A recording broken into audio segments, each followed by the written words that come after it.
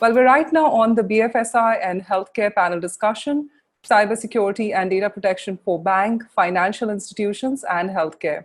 We're looking at talking about know your customer and personally identifiable information, money flow. They are smart, but we are smarter is how are banks and health institutions dealing with the rising cyber attacks. We're talking about BFSI 2020, the critical importance of data integrity and the best practices to be followed to secure data and cybersecurity and data privacy in healthcare.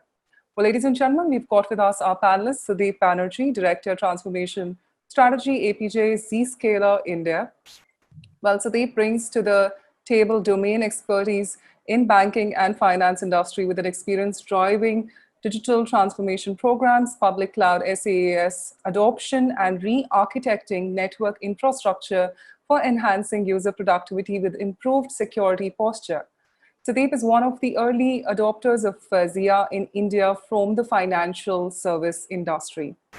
Joining is also Mathew Joseph, Head of AI, Vice President, CIMB Bank, Apar Technologies Private Limited, India.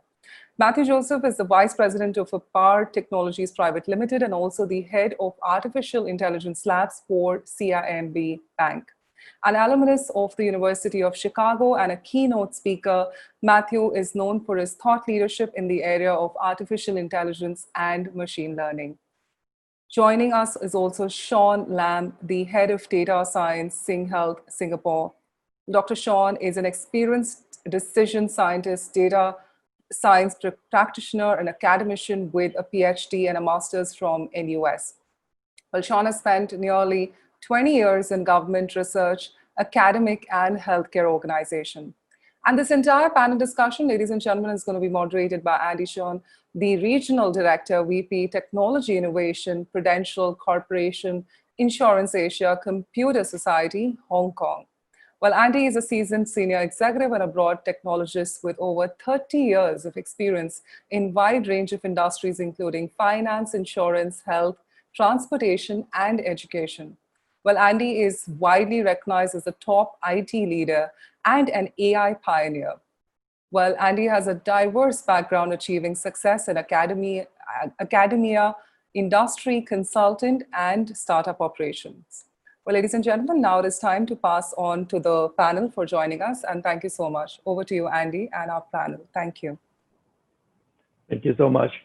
A warm welcome to everyone who's joining us today. I'm Andy Chun, the moderator for this panel. The topic is cybersecurity, data protection, and data privacy. It's ever so important now with COVID-19, when most companies are leveraging cloud services more and more with work from home, as well as supporting customers who are going digital for basically everything. Everyone's online shopping, groceries, banking, and financial services, of course. Now, to explore this topic further, today we have invited a very exciting lineup of experts from different industries.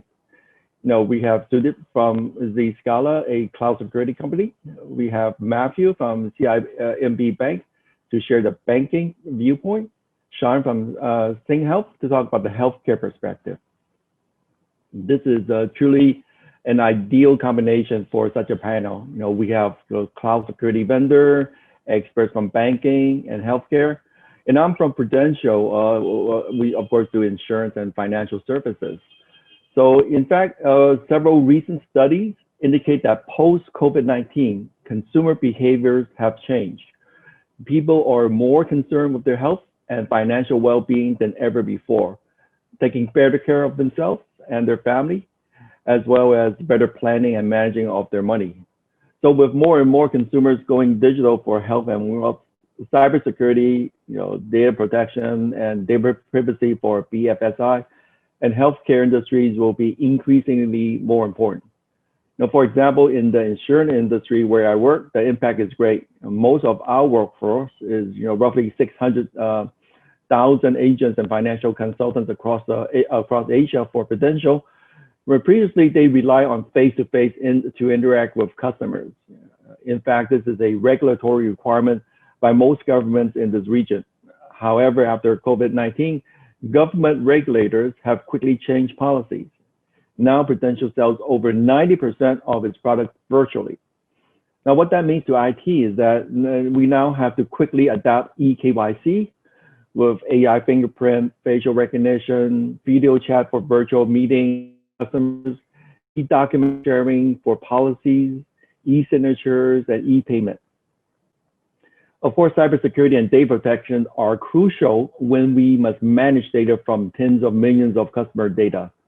So let's discuss this further with our panel members to seek their views on this. Now, to start, may I invite each panel member to briefly introduce yourself and the role in cybersecurity and data privacy. Maybe we start with Sudip. Thank you, Tristan, for inviting me to this exciting conference. So, my name is Sudip Banerjee. I run transformation strategy for Asia Pac and Japan for Zscaler, and we're a cloud security solution provider. I have about 25 years of experience in IT, and prior to joining Zscaler, I used to run a group CIO role for a diversified financial services business in India, with about 20,000 users, 1,000 plus branches, and a host of issues which Andy was just referring to. So now that the world is slowly changing, we are all in this conference from our own houses, own rooms, and so is our customers, so are our partners. But businesses need to go on. Businesses are becoming more and more digital, by the day, because gone are the days when enterprise can run their entire technology footprint, everything in a siloed fashion. Today, every industry, and particularly the services space, with banks, insurance companies, healthcare companies, we have to integrate more and more with the partner ecosystem. We have to give more and more channels of communication to our customers, and service them both physically as well as online. So with this change, and obviously not to forget the biggest disruption that we have all faced human life, which is COVID. There lies a series of challenges and hence also opportunities to make ourselves stronger, to make our enterprises stronger. One thing is for sure, the bad actors are taking huge benefit of this pandemic. They are preying on people's mind. They're coming up with innovative solutions, new applications, new ecosystems, and luring people to download things like malware or fall prey to phishing attempts. So how do we protect ourselves in a completely mobile world, digital world, with the expanding perimeter? So this is actually a fascinating time for technologists to provide solutions, and I'm very happy to be part of this panel and discuss things going forward. Thank you. Thank you so much, Sudip. Maybe I'll invite Sean to share a bit about your background. Sean, please. Hi all. Thanks for inviting me to this panel. My background, okay, I'm actually a data scientist by training. Have been heading the data science practice in SingHealth. Also helped in the setting up of data governance policies and so forth over the past few years. We are not a technology company, as I think most of you may know, but I was scanning through the attendees list. I think most of the attendees may not be from Singapore and may not be familiar with what is SingHealth. So basically, I just give a very quick overview of that. We are one of the largest public healthcare cluster in Singapore. There are essentially three of us: the National University Health System, the National Healthcare Group, as well as the Singapore Health Services, which in short is called SingHealth. Under our umbrella, we have the Singapore General Hospital, the KK Maternity Paternity Hospital, and two other comprehensive hospitals, as well as a chain of primary care clinics and national specialty centers, disease specialty centers, like the National Cancer Center, National Heart Center, National Dental Center, for example. Yeah, so essentially we deal with a huge amount of patient data, and the population that goes through us is more than 50% of the overall Singapore population. And some of you from the cybersecurity world may have heard of SingHealth from a different angle, I guess, about a few years ago, right? Okay, so truth be said, it is very important for us to be able to be good stewards of the information and the data that's captured to help in improving the health of our population, health in patient care, and so forth. And in order to do that, it is extremely important for us to be up to date in terms of the threats, the kind of potential threat actors and so forth, and really consider the implications of new technologies that is coming up in the horizon. And all of us know artificial intelligence, data science, and all those. That will introduce additional threat beyond what traditionally we see in terms of just the IT infrastructure, the enterprise system, and so forth. So essentially, you have to make use of data, and data is kind of like a crown jewel to be able to make use of them to transform healthcare and improve health. So this is a very important part, and in fact, all the stakeholders within the healthcare system has a very important role to play in this. So I guess this is a journey, and I think it is important for us to learn from other industries as well as learning from the healthcare systems in terms of how to protect our health data. Thank you so much, Sean, for that sharing. Mathew, may I invite you to share your background? Yeah, so thanks, Mandy.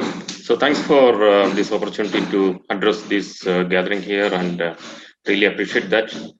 So my name is Mathew Joseph. I work with a Singapore-based company, and I head the Artificial Intelligence Lab for the CIMB Bank.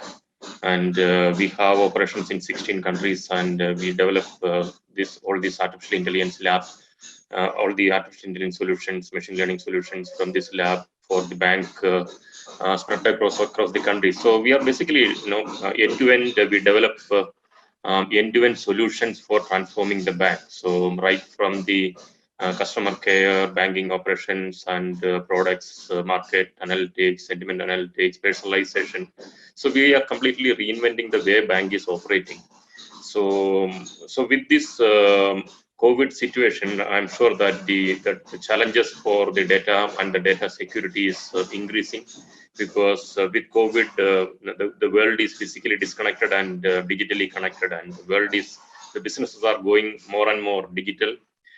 Even the conventional, traditional businesses are going digital, and the need for connecting across and within the company or with the customers, with the world, you connect through the internet, and the moment you connect, there are always challenges and exposure data, the challenges in terms of data security. So the right topic, I'm sure that this is the most important topic probably at this time when we are struggling with this pandemic. And the moment we move the data to the public cloud, or even within your own on-prem data centers, and you are connecting, exposing to your customers or to your employees who are remotely connecting from home. So the challenges of data security, the challenges of data privacy, and then the possibilities and the probabilities of data theft or misuse or hacking, everything increases manifold. So it's very important that we educate the organizations, and we take the necessary precautions, technical precautions, and educate the employees and even the customers, the users, and we go forward. So that's a challenge. So I would say this is a very valid and the topmost, probably the topmost important topic in this time, and really happy to be part of this discussion. And about me, I'm working with this company for the last 2 years, and before this I was working with IBM for about 12 years. And before IBM, I was working with Siemens and Indian major Tata consultancy services, and I have about 28 years of experience, and primarily focusing on artificial intelligence, machine learning, and transforming business end-to-end, transforming business and helping the customers to optimize their business, helping the customers to understand the customers, and helping the businesses to personalize their services and reinvent their operations, reinvent their businesses and the way they are operating and approaching the customers. Thanks. Thank you, Mathew, for that. Okay, let's start our panel discussion. So let's keep the panel discussion interactive. So panel members, feel free to jump in anytime if you have anything to share. And I'll just start and select one person to start off the discussion for each question. Okay. So the first question we have is that, with increased use of digital services, with COVID-19, Have your company engaged new risk mitigation strategies to combat potential cybersecurity threats? Anyone? Maybe Sudip, you want to take that one first? Well, we are in the business of protecting, customers with our solutions. So I cannot say that my company has not done anything. In fact, I am in a work from home job. So even before COVID, I've been working from home and digitally connecting to all of you, to my prospects and customers, internally to our company. And the way the company works is completely in a collaborative spirit. There's nothing, for example, stored locally on my laptop. Everything's on the cloud. And I think that is one of the big changes I would like to bring forth. Even a few years back, right? A company's data, if you take any kinds of data, for example, their customer data, their business data, their board meeting notes, whatnot, everything. About 80–90% would be stored on premises on their data center. Maybe 5–10% would be on the cloud. Now this ratio is completely inverse. It has become now 80% on the cloud and 20% which is there on the company's this thing. And why is that so? And a couple of reasons. One is because the cloud has become very prevalent. I'm in India, so for example, people like Amazon or Microsoft, they did not have their cloud regions in India even a few years back, but now they all have it, right? So the local data protection laws cannot prohibit a company from choosing to go to the cloud to kind of store their data. Secondly, if I have got a file which is on my hard disk on my computer, how can I work on that file with the help of my colleagues across multiple functions, across multiple offices? So collaboration, the need to actually work on files together, intelligently share information with each other, co-create and co-build a particular document. So these are the collaboration needs, which also propels why a company has to put up its data assets onto a cloud platform where these things can happen very easily, rather than having it all on their own data center. So in terms of Zscaler, we are born in the cloud, born for the cloud.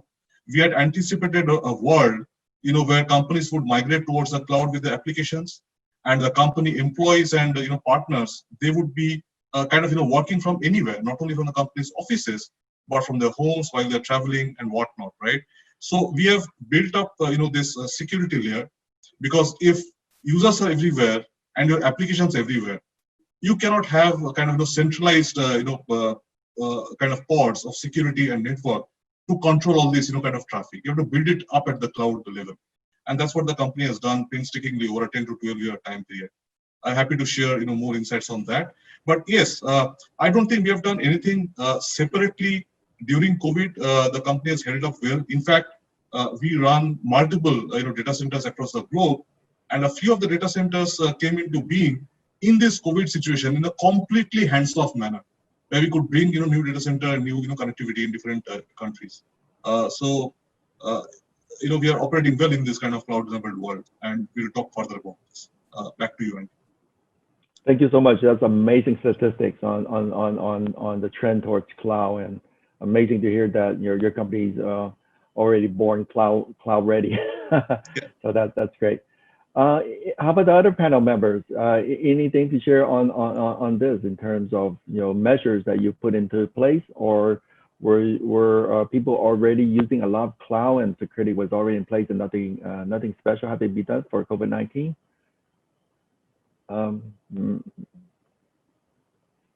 No. Okay, so let's move on to another question. Okay, with more and more consumers preferring digital interaction and more services on the cloud, keeping sensitive data safe is more important than ever before. Things like KYC and PII needs to be well protected. Now, how does your company handle those challenges like data protection and data privacy? So these are very important. Customer data is super important, and we're collecting so much of that these days, more and more, with especially with social media, big data streams and whatnot. So what does your company do in terms of protecting those data? Maybe we start with Sean. Hospitals, there's a lot of medical data. What are the measures that's put in place? Yeah, indeed, it is extremely important part of the cybersecurity landscape in healthcare, that the protection of healthcare data is topmost in our mind, because healthcare data are by nature much more sensitive to other types of data. I mean, at a baseline level, any breach of it could lead to discrimination or even threat of physical harm. On a higher level, it could even lead to any breach of cybersecurity could lead to faulty treatment of patients that could sometimes even be fatal and irreversible. So extremely important in terms of cybersecurity as a whole. It has to be breach-proof, zero tolerance for that. And in fact, I think multiple reports have shown that healthcare data is of deep interest in the threat actors, essentially, because it is worth much more than other types of data, I guess. Per record, for example, it was quoted that in the dark web, you could potentially sell at higher price if health data compared to other kind of data. So I do not know why for sure why this is so, but it's oftentimes very heavily targeted by threat actors. And in terms of not just cybersecurity, moving down to the privacy protection of patients, confidentiality, and so forth, privacy becomes an issue. So no longer just data protection, but privacy protection as well. So put everything together. That's why I resisted commenting earlier about cloud. We are taking very tentative and small steps to make sure that everything is done correctly. Even though Singapore, I think those who know, our government has a cloud-first policy for about 2 years, but healthcare is really evaluating this very carefully, and the benefits that cloud could bring us to healthcare as a whole. And that cost-benefit equation has to be evaluated very carefully. And given all the technology that is upcoming in the realm of healthcare, you have IoT data, you have data devices that is able to track, sense healthcare condition, as well as even track the movements of people. And then you have this thing called IOMT, right? Internet of Medical Things, where the equipment in the hospitals could be connected to the web. So beyond just operational and clinical data, I think as a whole, this cybersecurity landscape is going to be extremely exciting. I think important for us to keep track. But that said, right, talking about KYC, I think we have to be really aware of our customers in order to provide the best care. So I don't think it's eKYC, but really, I mean, to know the customer, we have to be physically interacting with them, even knowing what is the community around the patients to provide the best care, whether there's a caregiver that is available to actually take care of them if they go home and things like that. So all these are things which I think we cannot take it for granted that electronic technology can solve everything.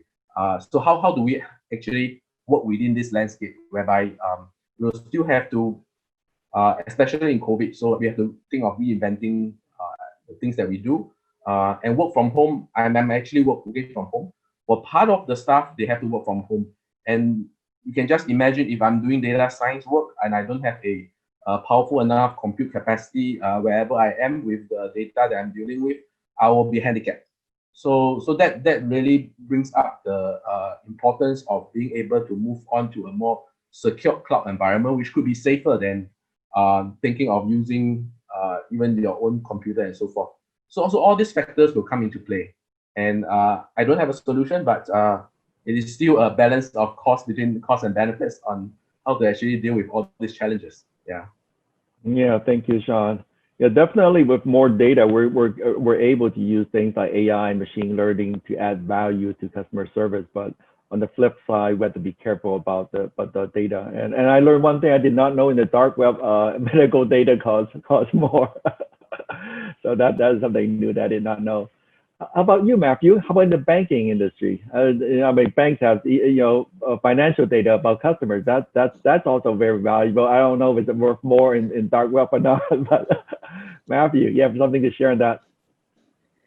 Yeah, so for banking, definitely, just like healthcare, that's also very critical, and PI data we need to be taking care. So now with the pandemic and because of this COVID, of course, there are some slight changes, but even before that, as a banking, we had all the data security, data privacy is in place. So we have the on-prem data center, and in and then from India we connect it over the MPLS line, which is again end-to-end encrypted.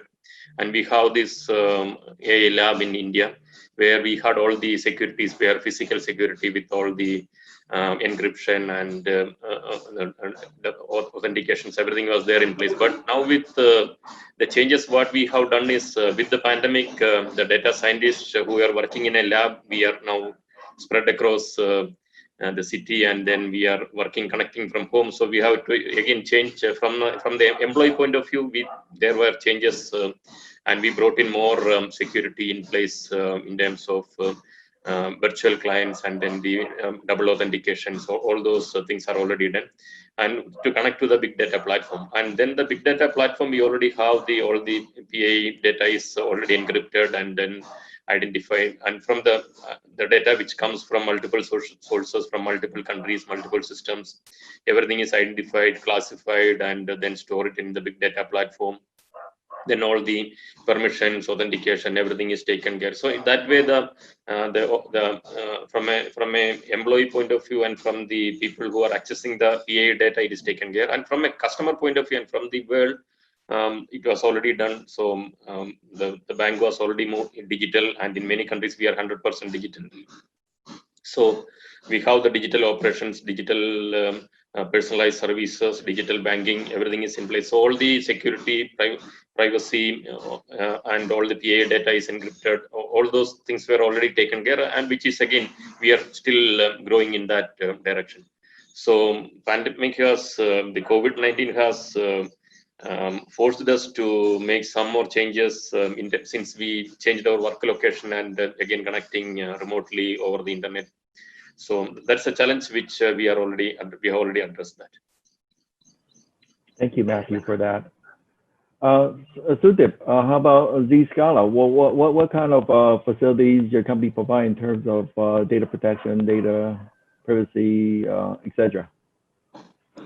Sure, Andy. So one of the things I should try to bring out essentially is, so there are a lot of, let's say, data assets, and there are a lot of users who want to access the data for doing their day-to-day work, right?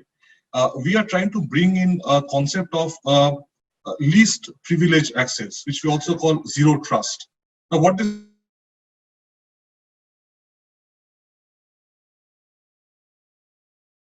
say data lake or something which is around, let's say, CRM data or sales CRM data. Now, why should a finance user who's in the accounting side need to have access to a sales CRM information? What earlier used to happen is, once I get access to, let's say, a corporate network, right, then I have the freedom to kind of look around and try to go to any particular application or server, unless you kind of build a mini fortresses inside your architecture to prevent people from doing lateral movements.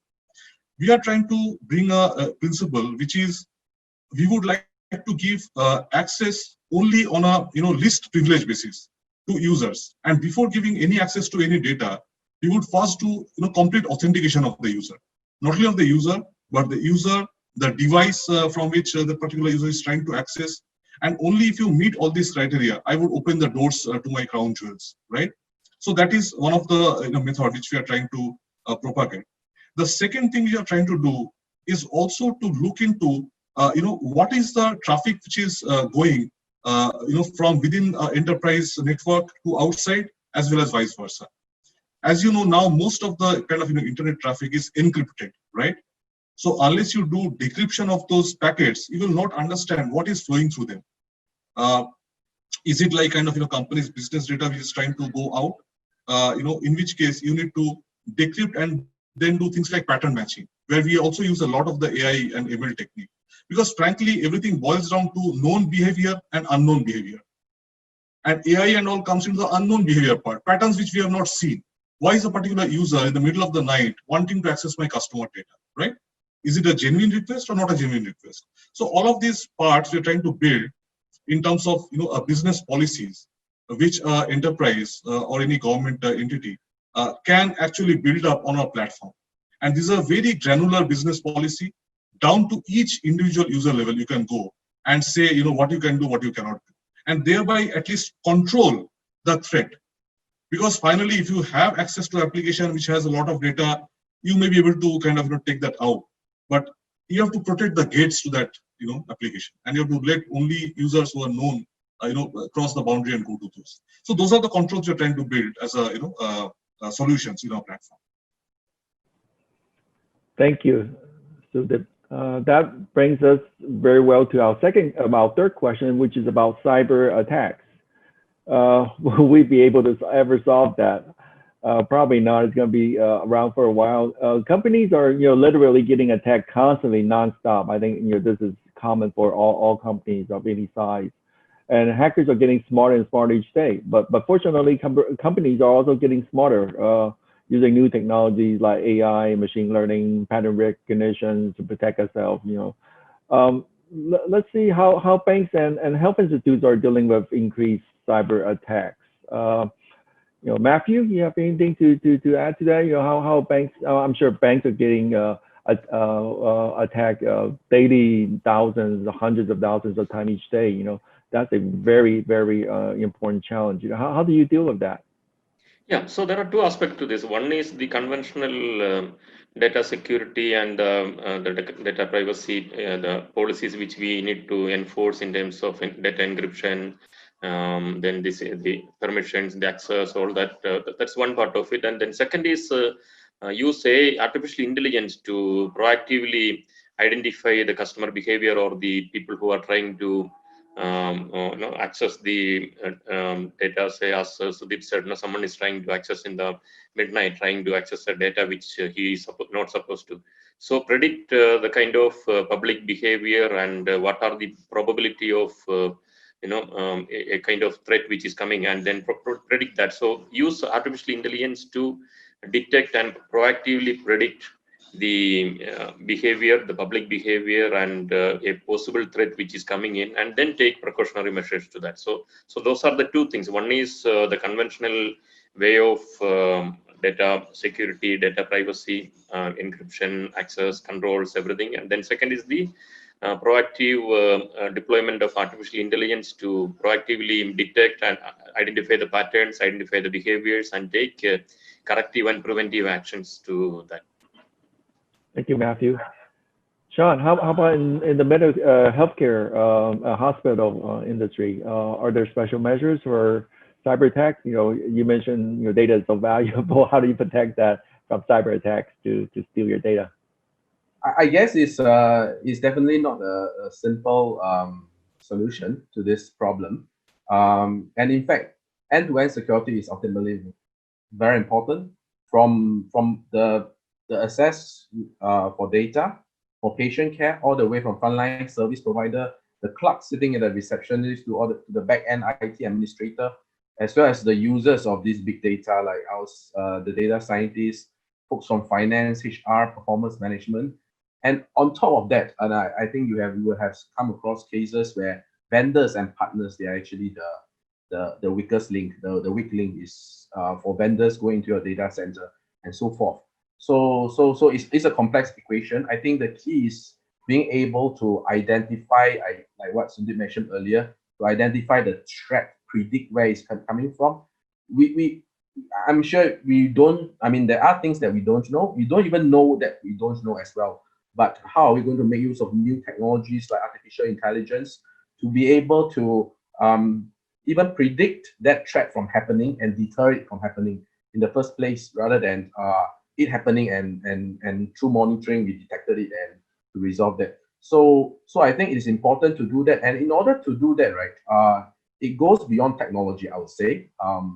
The entire ecosystem, governance policies is important.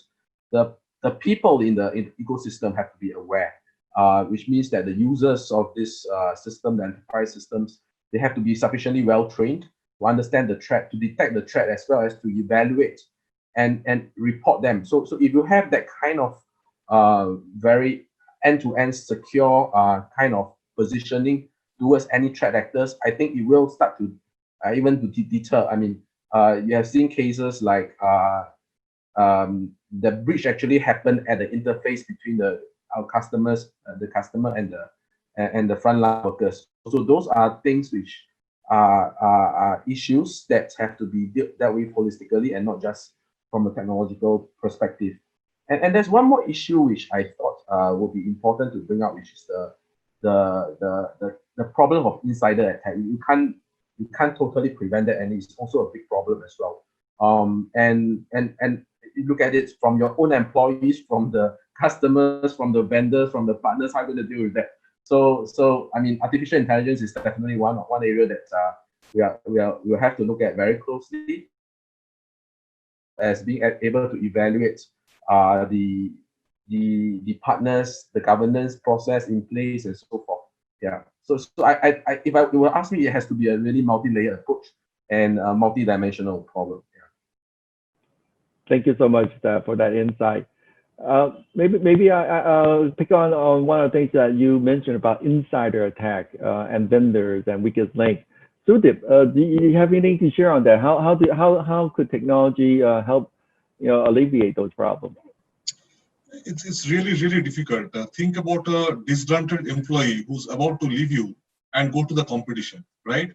His motivation is to take your company, kind of intellectual property, your business processes, your new product launch plans, whatnot, right, to competition, because maybe he's being hired for that information. If it is a salesperson, maybe he's being hired so that he can bring accounts from company A to company B. So there is nothing you can do from a motivation point of view. The only thing you can do is to have very kind of active policing. I'm sorry to use the word, because ultimately companies are nothing but the employees who run those companies or work in those companies. But frankly, in today's world, you just simply cannot afford to lower your guards. So what is required from a point, essentially, let's say every action will create data, right? For example, a company person, so-and-so person from so-and-so device wants to go to so-and-so application at so-and-so time of the day. So much amount of data he downloaded, so much he uploaded. So all of that is data. So one of the part is to actually, have very good systems where you can get very accurate and timely, almost real-time logs, and build up something called a security operations center, right? So that all of the information is collated and any kind of anomaly is found at the quickest possible time.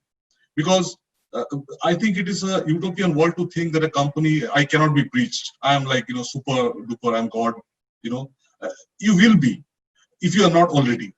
And if you are, how can you react fast to that and prevent the situation from escalating further? I think that is where we need to focus our attention and energies, right? Rather than living in a fool's paradise. Thank you. Very interesting. Okay, maybe let's move on to another question is, with the push for more digital transformation and increased cloud use in BFSI and healthcare, how do companies find ways to increase flexibility? We talk about controls and policies and stuff, but we still need flexibilities so that people can innovate. So both at the workplace as well as flexibilities in giving customers wider support and services, however, without compromise and data privacy. It's a fine line. It's a hard balancing act. Giving employees more flexibility to innovate, giving customers more features, functions, but not compromising security and data privacy. A big challenge. Anyone want to share some of the best practices that you've been doing in your company or techniques?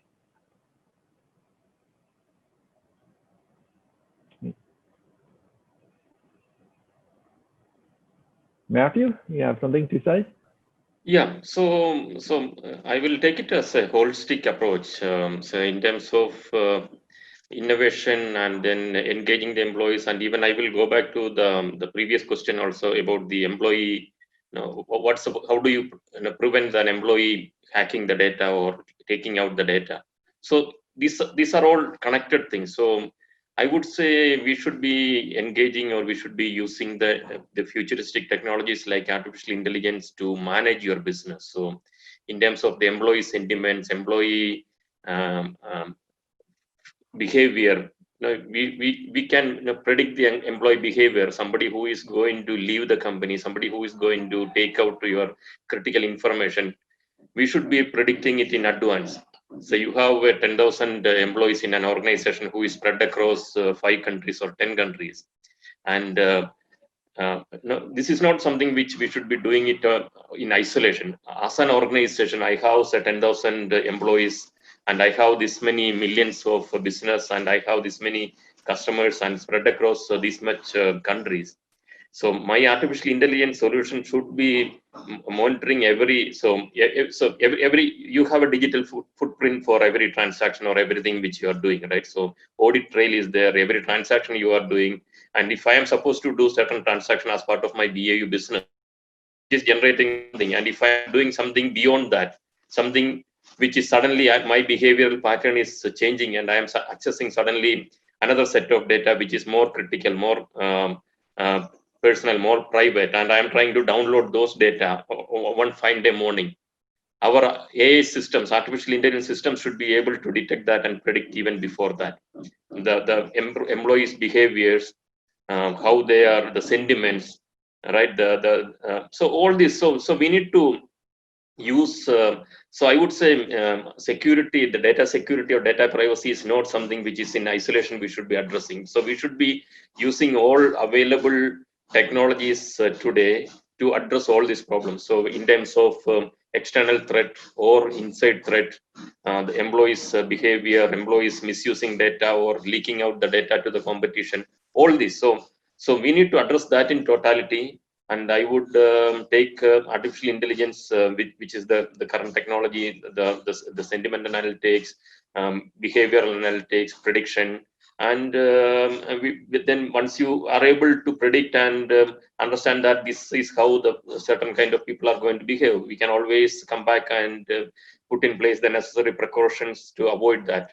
And even if that happens, then what are the mitigation plans? So we can have that. So I would say in this digital age, we need to move forward. How we operate our businesses, instead of doing a reactive mode of business, we should be doing proactive, using artificial intelligence, and proactively engage the way we operate with our employees, with the customers, and then even before the employees or the customers or a fraudster think about doing a fraud, we should be able to predict that in advance by looking at his own demographics data, looking at his past behavior. We should be able to predict in that. So that's the futuristic thought which we should be looking at. So in securing any business and any operations. So that's my take on this. I would just like to add, Andy, with your permission, to what Mathew just said. See, all of these things we had done in enterprises, thinking about our customers. How can I prevent my customers from churning? How can I prevent some kind of fraudulent behavior? Now the same lens has to be focused onto, let's say, internal users. But the basic principles remain same. Like what is known behavior, what is unknown behavior, and to predict intelligently and then take active decisions on this. So that's my addition to what Mathew just said. Right? Yeah, so I would just so thanks, Sudip. So that was a good thought. So just to add on to that, I would say as a business, if I am the CEO of a business or if I am the owner of the business, I should be knowing stakeholder management. So when I say stakeholder management, it includes employees, my vendors, my customers, even the public, how I manage my perception, right? My branding management. So the media, the local authorities, the government, everyone. So use technology, I would say artificial intelligence for everything. So because we are all digital and we are generating data, the more you generate digital data, it is just a matter of you use that data and apply artificial intelligence and identify patterns and predict the future and run your business. So we need to, instead of looking at in isolation, we should be looking at holistically as a business owner, take the ownership and manage your stakeholders and manage your business using all the available technologies. That's the way forward. Thank you, Mathew. Sudip. Actually, I have a bit to share as well. Prudential, although we're an insurance company, we're actually in the business of health as well. So our mission is really to keep our customers, help them be healthier. And one of the ways we do that is a all-in-one AI healthcare app. And it's called Pulse, so that people could take better care of themselves in things like fitness, dieting, health check, as well as AI doctor is a chatbot to check symptoms. And we also have telemedicine so that you can actually see a doctor via the convenience of a smartphone. With increased concerns for health during COVID-19, our Pulse app has been very successful. It's been downloaded over 8 million times in 11 countries and available in 10 different languages. So, the way we did that is that, of course, we have this big ecosystem of various healthcare facilities. So it's a full range of healthcare related services. Some are developed in-house using AI machine learning, but others are from ecosystems of partners. So what we did to ensure absolute data privacy, we strip away all PII in the ecosystem so that our customers can still use services from third party, but without jeopardizing any data privacy. So, on the security side, as a financial institute, we follow, of course, all regulatory requirements of, all the 11 countries and guidelines, plus, industry best practices. This is, one example of how for healthcare, how we maximize functionality, but not compromise security and data privacy. So, that's what we've been doing. Sean, how about in the hospital? How are you trying to balance that? Giving your patients more features, probably mobile services and apps, and doctors, more tools, but not jeopardizing data privacy and security. So I'll just add on to the discussion earlier from Sudip and Mathew. The idea of stakeholders indeed is very key. It goes beyond employees, goes beyond the patients or customers to look at your vendors, your collaborators and partnerships. So like what Andy has mentioned, when you look at development of algorithms to improve care, we are not a technology house, we are not Google, but we will have to partner with partners from within our ecosystem, the research institutions, the academic universities, with prudential insurance companies, for example, to bring together, because that's where the value of big data comes from, and integration from different sources, especially if you want to have a holistic view of the people you are caring for. And that is ultimately the real value, and how do we actually derive leverage on that value? And that has to be supported by the technologies that is coming up, that in existence as well as that is coming out. For example, the idea of federated learning, where you don't even need to pass data from one partner to another. You actually train the model and augment the model with your own data. The idea of homomorphic encryption and that allows and facilitate the collaboration to proceed for us to be able to make use of data from different sources: financial data, insurance-related data, data from private hospitals, from public hospitals, and even genomic data for the matter, and being able to use them in a trusted manner. That is actually the real value of data science and artificial intelligence. It's not the data that's within our organization, but really around the ecosystem. If you ask me about healthcare, how to improve healthcare using these technologies. So that is a very important piece of the puzzle, and that depends on a very big word called trust. So I think we are trying to we may have some deficit in trust, but I think we are going back. So, and technology policies, governance, processes, policies have to be there to be able to build up that trust. And it really takes platform, it takes collaborative, trusted partners, even peers within the same industries and so forth. It's not about taking away the customer, but it's about making the whole ecosystem better for, say, insurance. I mean, I can't speak from Andy's perspective, but just imagine that if customer could have insurance from Prudential, could have insurance from NTUC Income, for example, and other providers, as well as the kind of health data that could help in optimizing the choices that customer make, and for how insurance could help in people's, to make people's life better. Yeah, so that itself, I think, is a rapidly evolving topic, and the technology is really important. It's not just artificial intelligence, I guess. There's a lot of other technology that will have to be involved in this picture. Yeah. Thank you so much, Sean. That's very, very interesting insight. I think we're running short of time very quickly. Just to end, may I go around, ask each panel member to share one piece of advice for success, your secret to success in terms of security and data privacy that you want to share. Just one piece. You don't have to share all your secrets, just share one, okay? So let's start with Sudip. You have one advice to share? Don't trust anybody. Trust only on facts or stuff. Don't trust blindly. Okay, that's great advice. Mathew, one piece of advice. Yeah, probably I would add on to what Sudip said. No? Trust is fine, but as long as you have the data to prove that you are trustworthy, right? So go by the data, and now everything is, we are moving digital, business is digital, and the data is real. So use the technology like artificial intelligence, and if you have the data to prove that you are trusting, fine, that's fine, but always be prepared for the worst.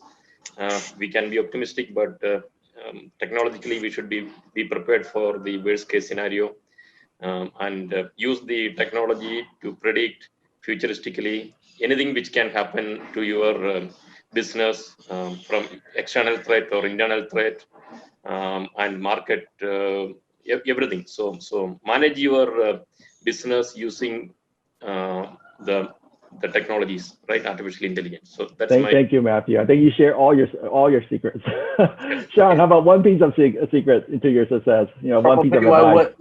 I come from the AI data science perspective and really want to make use of this so-called new oil to transform people's life. I don't really believe in the word new oil. I would like to call it new water in healthcare to give health to it. So I think the key word is trust. How to actually establish trust using the technology that Sudip as well as Mathew has described. With all this advance in artificial intelligence, now you know there's something there's a guardian that's helping you. The technology is helping you, and that can actually facilitate this key issue of trust that is really preventing the speed by which transformation is undergoing in terms of these technologies, the development of these technologies. So I think trust is that problem that we have to solve. Okay. Yeah. Thank you so much, Sean. Thank you. So that's all the time we have. I hope you enjoy the panel. I'll pass the floor back to Bhavana for sure. Thank you so much, Andy, Sean, Mathew, and Sudip. What an incredible panel discussion that has been. Thank you for your valuable time. Sure. Thanks a lot. Thank you. Thank you very much. Thank you.